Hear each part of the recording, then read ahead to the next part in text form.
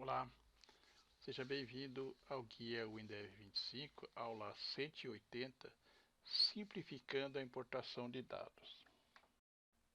Vamos fazer a migração de HFSQL para cliente-servidor usando uma função abre diretórios, só que para simplificar esse processo nós fizemos uma modificação nessa função visando enxugar o código, deixar bem mais simples, de maneira que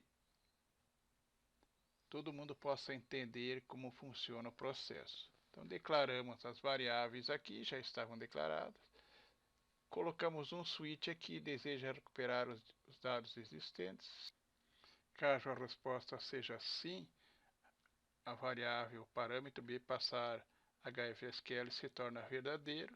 Se b passar HFSQL for igual a verdadeiro, então true, abre a janela que faz a configuração, passando os parâmetros padronizados, mais o parâmetro b passar HFSQL, que é inicializado como falso. Então, se ele responder 1, b passar HFSQL é verdadeiro e abre a janela o inconfigura dados. A janela o inconfigura dados é a janela de conexão. Tem os campos servidor, usuário, senha, banco e o diretório dos dados que serão importados. Cada uma delas tem um botão aqui, então botão busca servidor. Se o servidor estiver vazio, ele tem servidor igual a localhost, senão vai ser o IP que for passado ou o domínio. No banco aqui, eu declaro a variável do tipo string. Se o usuário for diferente de vazio, ou seja, foi definido um usuário na conexão, esse banco abre o seleciona banco com EDT servidor, EDT usuário, EDT senha, EDT porta como parâmetros. Caso contrário, ele abre a janela sem os parâmetros usuário e senha. Aí, se o usuário confirmou o banco, atualiza o campo EDT banco.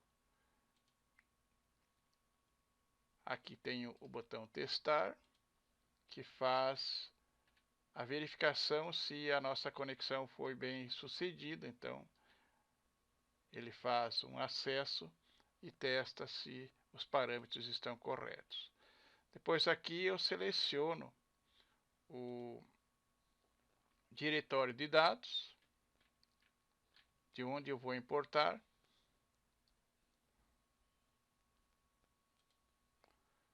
E finalmente no botão OK eu faço a importação. A janela o selecionar banco contém um controle list de bancos. É um list comum, preenchido via programação. Na inicialização desse list, nós recebemos como argumento o nome do servidor, o login, a senha e o número da porta.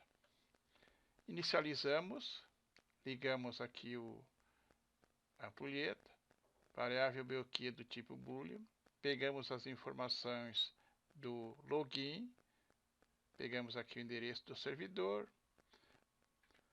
declaramos uma conexão, pegando as variáveis globais, criptografamos a conexão. Aqui, se não passarmos um banco de dados, ele vai abrir a conexão. Caso contrário, ele dá um erro.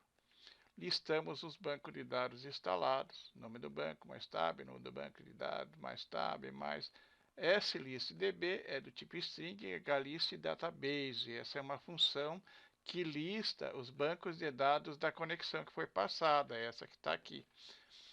Em seguida, sdb é string.